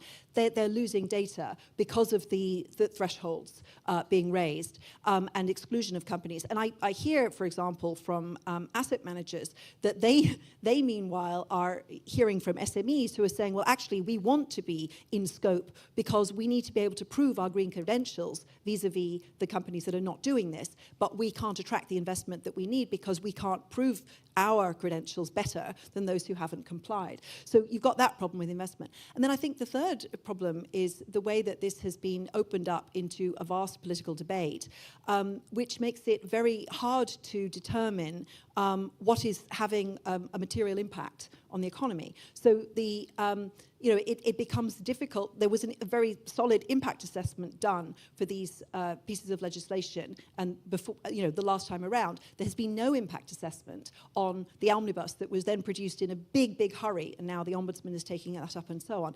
So it gets lost in this big political whirl without having solid impact assessment about what it's going to do to different parts of the economy. So I think the methodology really needs rethinking. Maybe it'll be better for GDPR, maybe it'll be better for, I hear there's going to be an energy omnibus. Let's see. But the first round is not encouraging from the investment side. Yeah, Thank you. Bertrand, I wondered if you could weigh in a bit on this as well, because I know the EIB has its own way of defining what is green, but has also flagged some issues with some of the reporting directives from the Commission. So, I mean, is it helping or hindering? It's part of the process again. So I don't mind the process. There is a Commission replacement. That's a reality. It happens every other 5 years. That's normal. And if we put things on the table again, it's healthy. It's an opportunity to improve things that were not working as well as they should. Clearly so. Okay. So we can discuss the scope and the objective actually of the agenda and where we land eventually. Of course, we'd like to preserve the scope as it is. We'd like to keep things as they are. But we feel that some things need to be improved and simplified indeed. So that's I think everybody agrees to this. Now, to what extent, we'll see where we land. And we still don't know. We have to wait for a month and a half, and then we have a bit more clarity on this. What the bank does in terms of selecting its own projects, we have our own selection criteria. They are to a large extent aligned to the European taxonomy. And that means we have integrated a lot of factors to determine which projects are eligible for our funding, and that includes a lot of different things on different environmental issues. So you want to address a specific issue, but you also want to not to do any harm to other issues. We also have social aspects in terms of selection criteria, and that's not included in taxonomy, so it comes on top of what we are supposed to do coming from the Commission. And here I would like to take the opportunity to mention a report that I co-led, and that was just published 2 months ago by the Platform on Sustainable Finance. And it complements quite nicely what you have done, actually, Clara. And we have put together a framework to keep track of corporate investments that go to sustainable activities. And so we have more clarity now on who is doing what, and we are speaking about the large corporates, and we try to make the most of those mandatory disclosures of investments by large corporates. And so you can go and take a look. The document is available from the Commission website. But we have identified this cohort of leading companies across sectors, and there are 300 plus of them that are really that started investing on green activities. So they are doing purely green investments based on the criteria as defined by the taxonomy. And they carried on their investments from the year 2022 to 2023. So we are really following the same type of companies, but we know exactly the share of private investment that go into green activities now. And the overall figure is 250 billion for 2023. It's not a small number, and it does resonate well with your own overall investment figure that you have already identified yourself. On top of those 250 billion, there are 200 more billion of capex that we have labeled as supporting the transition. They do not fully meet the very strict criteria to be considered as green, but they are either taking you away from harmful activities or taking you closer to green, purely green activities. And the transport sector here is very important and accounts for a lot of this transition capex, right? That means they, of course, car manufacturers can claim some of their investments as green when it comes to electric vehicle production. But there's a lot of scope for them to green up their activity at relatively modest cost because they have already paved the way to become greener in the future, right? So if you start adding the parts, you still see a lot of money in certain sectors. There are leading sectors, and we know about the leading companies in all this in Europe. So coming back to the first remarks from Commissioner Ribera again, of course, you may want to look at the glass half empty, but there are many positive stories behind all this, and one can confidently take a look at the glass half full, actually, right? And then in this report, and this is the other contribution of our methodology, we look at the sources of financing. And those leading companies, power sector companies, grid operators, some manufacturers, car manufacturers, they do have access to the conditions and the financing instruments to support their own and deliver on their own transition plans. So we now have clarity on who is doing what and how things can actually be rolled out. Because some companies, again, are doing it.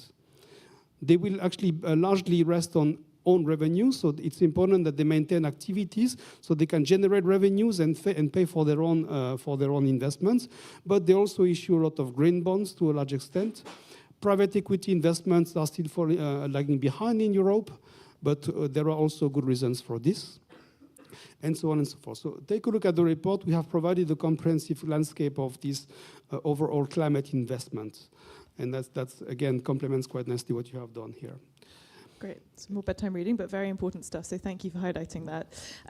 Just a few final remarks from you guys. I wondered, we're on the eve of the 2040 target being published early next month. And I'm just wondering, in 2030, in 2040, what does success look like in terms of Europe's climate investments from the two sectors that you know best? I don't know if, William, you might like to start. Well, first, very much agreeing with what Heather said about the omnibus process. It needs to come to an end. It needs to stop. And I think a really good moment for it to stop would be when the 2040 target is launched.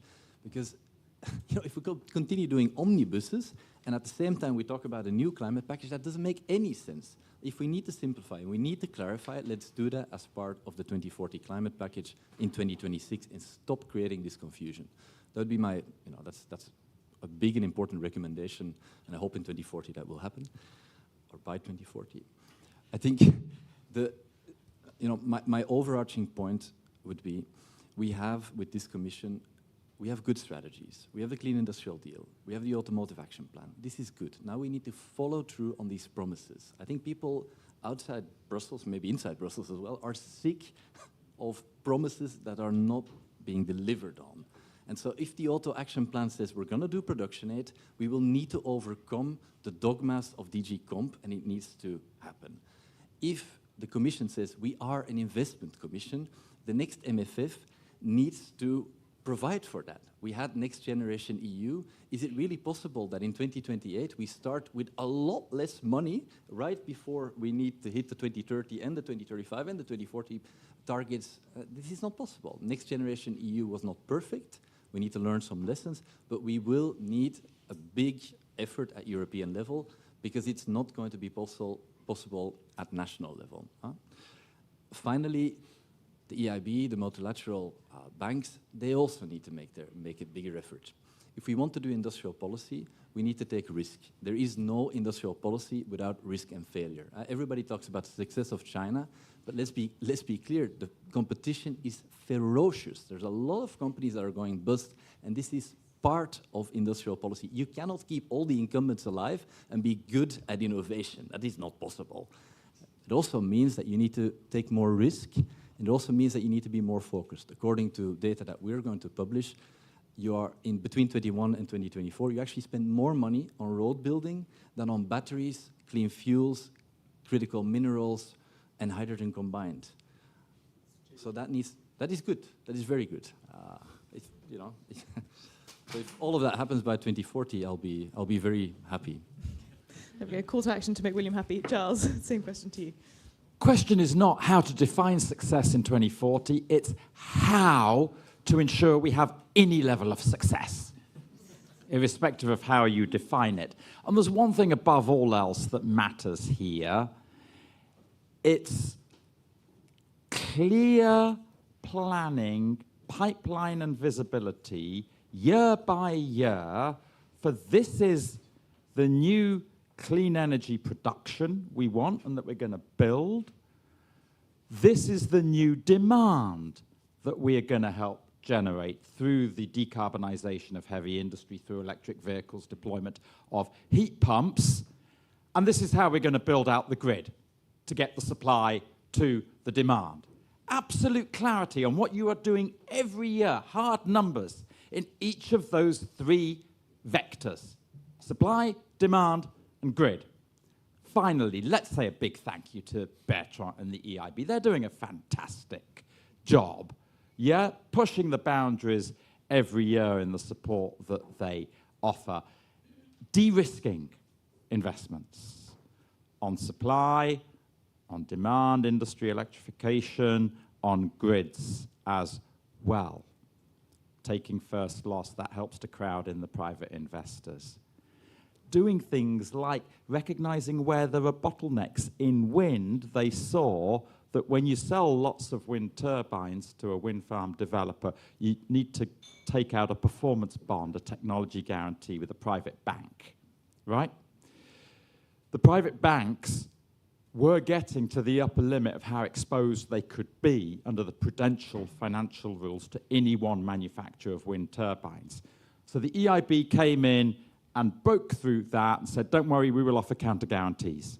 They've now offered 3 billion of counter guarantees to wind, which has unlocked loads of new wind farms, and one reason why our investment numbers are up this year. Yeah? And now, under the Clean Industrial Deal, you're going to do the same thing, Bertrand, for grid equipment and substations in particular. Fantastic. If we have one request of you, Bertrand, you're doing so many fantastic things. If you have bandwidth to do one more fantastic thing, even closer collaboration and jollying along and encouragement of the national public development banks. They should be doing as much as you are and doing it together, coordinated by you. Super. Well, I think everyone's got to-do lists to go away with from all of this. So thank you so much to all of you. I just want to see if there's any questions to any of the panelists while we have a little bit of time. Please. Yeah. There might be... Hi, Thomas. I'm a member of the European Parliament. I'll be speaking next. Question to the EIB. Both Giles and William raised the issue of the cost of capital and the interest rate that have been rising. From your point of view as senior economist at the EIB, what has been causing that, and what are the public policy tools that are either in the hands of the EIB or EU institutions that we could use to decrease the cost of capital in Europe?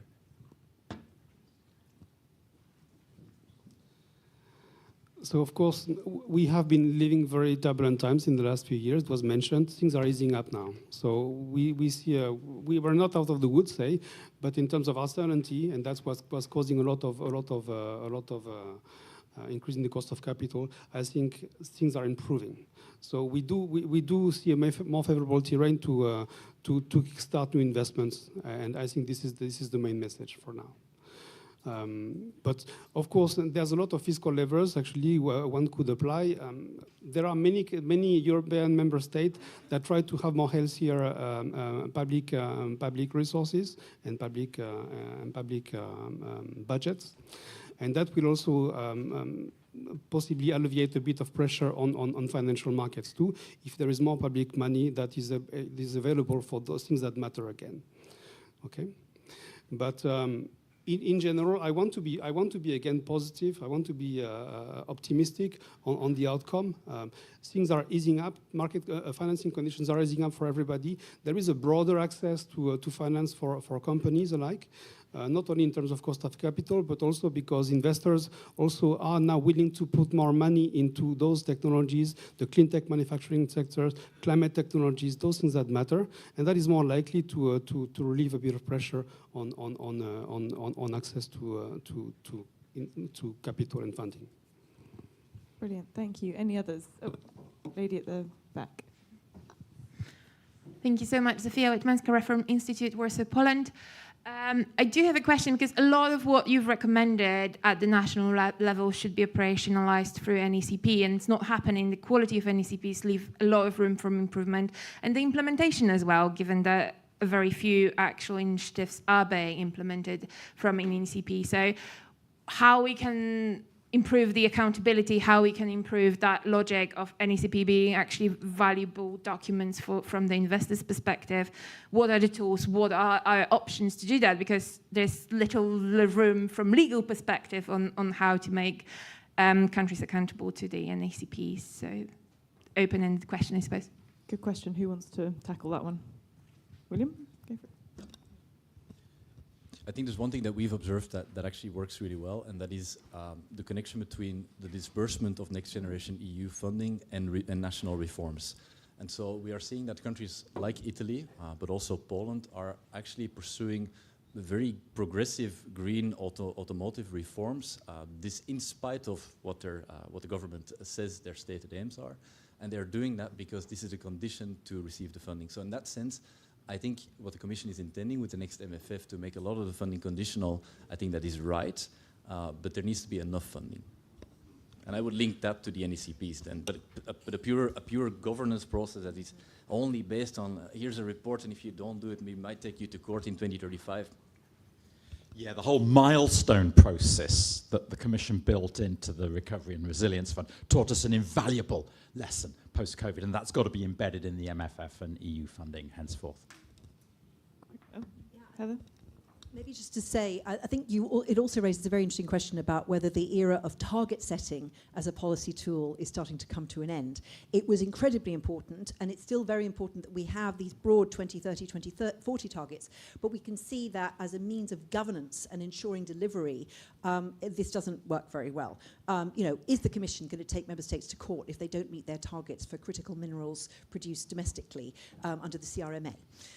Under the Net Zero Industry Act, is this going to be a sufficient legal basis to get member states to do industrial policy the way that the Commission has suggested? That's not it. So I think this linkage to money, even, we think of the MFF as small, 1% of GDP. It's obviously more than that for certain member states. And nobody likes to lose money. Governments lose face if they lose money. So I think that's I agree very much with William. And we can see that that's also worked on rule of law. So using it, that kind of financial conditionality more broadly could work on climate. Super. Seeing the time, I've run a tiny bit over, so I'm going to wrap it up there, but I'm sure everyone will be available afterwards if there are more questions. Thank you so much, my panelists, and we'll look forward to, I think, Thomas speaking next.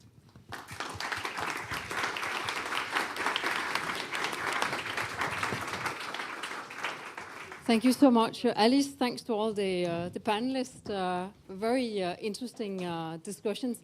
So we are approaching the end of our event here today. But we have a few final points on next steps and on conclusions. So before handing over to the next speaker, I just want to send a very friendly thought to the more than 170 people who are following us online through the web streaming, which is almost a bigger audience than what we have here. But moving on, Thomas, welcome, and thank you so much for joining us here today. So, Thomas Pellerin-Calin, you introduced yourself as an MEP just before. You're here in your capacity as the co-chair of the Intergroup for Attracting Investment to ensure a competitive and sustainable European Union. So, if anybody must be pursuing a long-term investment strategy, it must be the Intergroup. So how is the Intergroup going to make a difference in this mandate? What can we expect? Please, Thomas, the floor is yours. Thank you very much, Dorte. First, I want to thank the Institute for Climate Economics for the work that you are doing. Since I used to work as a researcher, I value the work of researchers, but now that I've, let's say, switched side and became a politician, and I value even more now the work that researchers are doing. And there is one particular reason for that, is the capacity of an organization like yours, but also Bruegel, Agora Energiewende, Reform Institute, and many others, to bring data to the public debate. This event is the single most interesting public event I've attended as an MEP since I was elected. And one of the reasons for that is not only because a lot of panelists said very good things about public policy proposals, but because there was actually new knowledge that was given to the audience today. Why do we need data to make politics and public policy decisions, especially now? I think science-based decisions and evidence-based decisions have never been so important. There are two reasons for that. One is old and one is new. The old reason why we need more science-based, more evidence-based policy discussions is an old one. It's just like, if you want to make a good public policy, having an evidence-based discussion gets you closer to the chance of doing a public policy that actually serves citizens, which is the raison d'être of a democratic organization like the EU or like most of our member states. But the second reason is actually quite new. If we had had that discussion 20, 30 years ago, we would have been in a room with a lot of people sharing a lot of common values. There was much less political divide inside the European Union 20, 30 years ago, or even 5 years ago for that matter, than now. Not only now because we've got a lot of parties for the extreme right that have been gaining ground, but also because they have become more extreme themselves. I think, for instance, of one thing that at first I thought was a joke, but it was actually not a joke. It was the proposal, so as you know, the European Parliament gives every year the Sakharov Prize for fighting for freedom. And there was a very serious proposal late last year for the EU to give that prize to Elon Musk. And that is not a joke, they're extremely serious.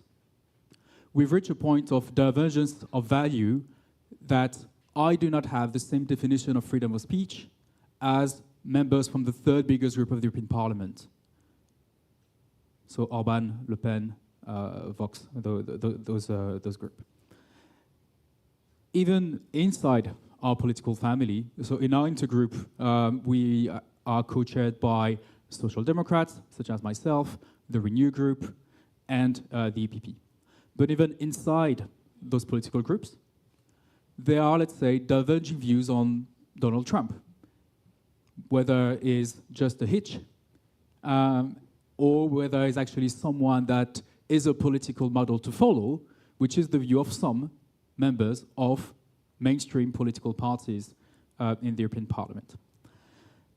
So coming back to evidence-based policy decisions, the more divergent our values are, the more important evidence and science becomes, because that is really the only area on which we can have a discussion. And to me, that is the purpose of that intergroup, which, by the way, is the most popular intergroup in the European Parliament, so it shows that there is a willingness from a lot of MEPs to take part in this, but also because evidence-based discussion is the only way we can build compromises in a more polarized political system. Can we do that on all policy areas? No. One example, which I, as a politician, I should not say, but since I'm also a citizen, I think it's important to speak truth, not only to power, but also to citizens. Can we have a science-based discussion on biodiversity? Hell no. Something that was barely reported is the fact that we downgraded the level of protection for all wolves all over Europe. And the scientific body, the ICLE, which is kind of the IPCC version for biodiversity for large carnivores, clearly said that such decision was, and here I'm quoting, faulty and premature. Scientists tell us that a decision is faulty and premature, and that becomes EU law nonetheless, with unanimity support in the Council, and with a 2/3 majority, even 3/4 majority in the European Parliament, including from people, from MPs from my own political family. So we are already living in a world where we fail to do any kind of evidence-based policy discussion on some topics like biodiversity. But on climate, on energy, on clean tech manufacturing, we can still do it. We can. I'm not saying that we will. And for that, the old debate on CO2 standard for cars and the role of e-fuels for passenger cars is the canary in the coal mine. Because there is not a serious engineer in the world, I mean, not even non-serious engineers do not believe that e-fuels will be any kind of significant role in decarbonizing road transport for cars. So we need to have that evidence-based discussion, and that is something that this report from I4C brings. It also does that by bringing granularity. Like, if I can show you what is my favorite page of the report, by the way, that also tells you that I'm still a researcher more than a politician. Like, do you know of politicians that look at annexes of reports? Very few. It's the very last one, like that graph, which tells a lot of things that were already discussed previously, but if we took two examples, one from the energy sector, the second one from the building sector. On energy, we see that we have a deficit of investment when it comes to wind power, both offshore and onshore. But on solar, we're getting there. I mean, we are there, actually, for the 2023 data. And besides the reasons that Giles already underlined, another reason for the shortage of investment, especially when it comes to offshore wind power, is grid investment. And that is, sorry to say, a public policy failure, because the grid is either publicly owned or so regulated that it's, I mean, electricity grid is a natural monopoly.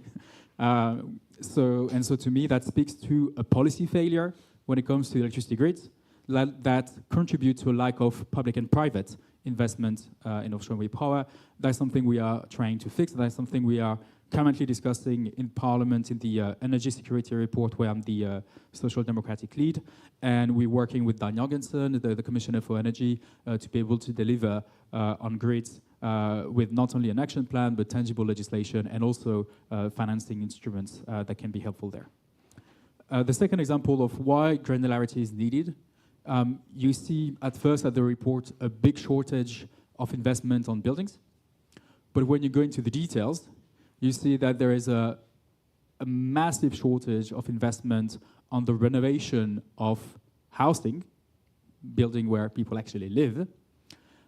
But when we look at new buildings, especially new tertiary buildings, like universities and stores and stuff like that, then actually we're doing very, very well. That is actually a success.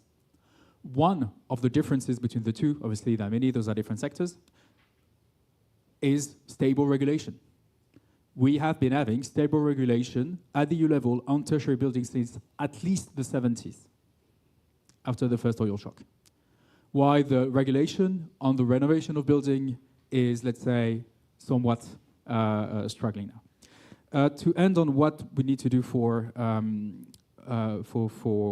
let's say, the coming month and years. Next Generation EU is going to end next year. It's more urgent than ever to have a serious adult discussion on the type of European investment plan we need to have. And when I say European, I want to emphasize two things. First, I'm saying European, not EU.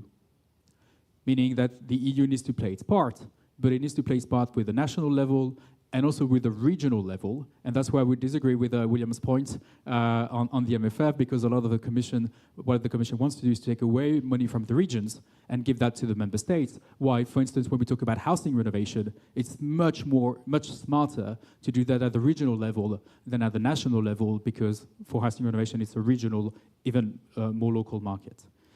And a lot of the discussion will be around subsidies, but please, let's be smarter than just talking about subsidies per se.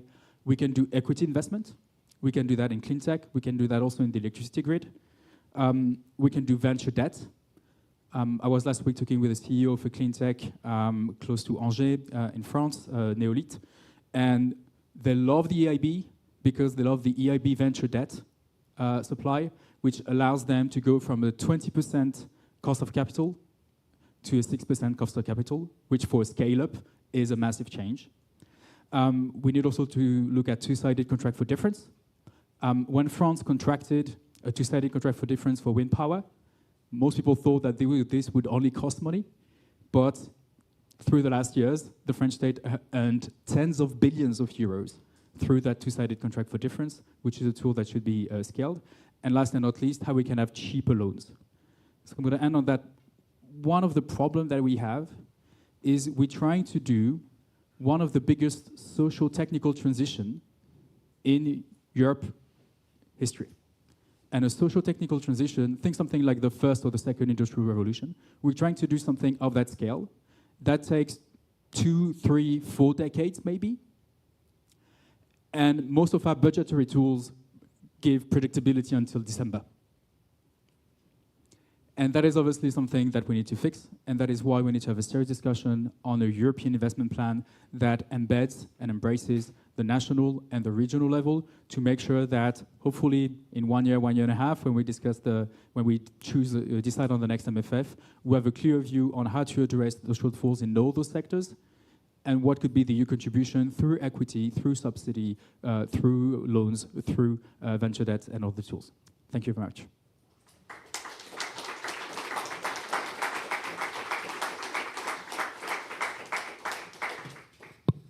Thank you, Thomas. I'll step in for a couple of concluding remarks. I realize I'm the last obstacle between lunch and you, so I'll try to be short and keep my comments short and sharp. I have 4 messages for you, which essentially indicates that you'll have to wait for an additional 4 minutes before you can munch on something. I've enjoyed the meeting. I mean, lively debate with people nodding their heads and strongly disagreeing at some points, interesting questions, etc. Interesting comments, so we like that, we love it. And that's possibly my first key message. We believe in the value of this report, and hopefully, if I judge by the quality of the debate, we're not the only ones to believe that this report is interesting at the EU level. We believe in investment. We believe looking at investments is crucial because today's investment essentially determine our ability to adapt our economies to the coming climate change and to decarbonize at the same time. Much more interesting than looking at greenhouse gas emissions, for example. Look at investments, capex, etc. So since we believe in the value of this report, and that's my first message, we will keep doing this exercise at the European level. We'll improve it. I've taken note of the wish list of the panel. We'll improve it. Clara, take note. We'll include more sectors. We'll improve the methodology. We'll refine. We'll get more granular data. So if you have data, please come to us and tell us. So first message, we'll keep doing this. Second message, we also believe in the value of such reports at the national level. The reason we're able to do this at the European level is because we've been doing it for more than 10 years at the French level. The country we know best. This type of exercise essentially allows us to quantify the investment gap for climate, to devise policy scenarios, financing scenarios to close the gap, and discuss it with policymakers. And that proves extremely helpful in helping the French government, in this case, devise a midterm climate public finance strategy for financing the transition in the midterm. A public business plan for the energy or the climate transition, just to make a long story short. We've been doing that for more than 10 years at the French level, and we'd love to help similar think tanks do it in their own countries. Now, if tomorrow 10, 12, 15, etc. member states do the very same exercise with their think tanks, etc., that would be extremely helpful, we hope, for the European Commission. So if you want to do this exercise at the national level, come and see us. We'll try to help you out to the extent possible. Third message, the next steps for us for I4CE, that will include, taking note of the short list, will also include some things on how to finance the clean industrial deal, like looking at policies, looking at investment tools to finance the clean industrial deal. We'll also try to include adaptation in our effort, in our endeavor, and to try to get a clearer understanding of what the cost implication of adaptation to climate change are. So that's basically what we'll try to do next year, and hopefully we'll be able to do it, we'll be able to deliver. So we hope to see you here in Brussels, here or elsewhere, basically in 2026. And to have climate action between now and the next edition of the Climate Investment Report. That was my third message. And fourth message before we wrap up and move to the buffet. I'd like to thank Clara, daughter, the whole team. You will identify them. They have this outdated, out-of-fashion pin here, I4C. I'm responsible for that, but you will identify the people who can talk about climate and investment in a meaningful manner. I would like to thank the moderator and the panelists, and I would like to welcome you. We can applaud them, and we can go to the buffet right afterwards. Thank you.